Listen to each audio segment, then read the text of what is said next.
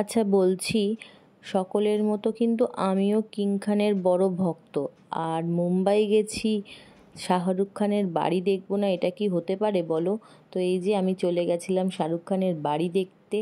আর এখানে এসে দেখলাম বেশ অনেকেই ভিড় করে দাঁড়িয়ে আছে, সবাই গিয়ে গেটের সামনে সেলফি টেলফি তুলছে। আসলে এই যে মান্নাত যে লেখাটা, এই লেখাটার মধ্যেও কিন্তু একটা বেশ ব্যাপার আছে না, কিং খানের বাড়ির সামনে গেছি আমি, ফটো তুলছি, এটা একটা বেশ দারুণ ব্যাপার। তো আমি তো বাড়ির সামনে অবধি যাওয়ার সাহস পেলাম না, কারণ পুলিশ টুলিশ দাঁড়িয়ে ছিল। তো আমি দূর থেকেই ছোট্ট করে একটা সেলফি নিয়ে নিয়েছি। রেখে দিতে হবে তো, মান্নাত লেখাটা রয়েছে, শাহরুখ খানের বাড়িতে গেছি বলে কথা।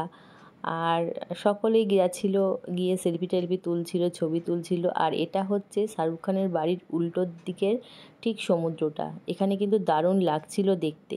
তো যাই হোক, আমি তো ঘুরে আসলাম শাহরুখ খানের বাড়ি থেকে। তো তোমরা মুম্বাই গেলে অবশ্যই শাহরুখ খানের বাড়িতে চলে যেও। তো আজকের মতো তো এইটুকুই, টাটা, গুড নাইট।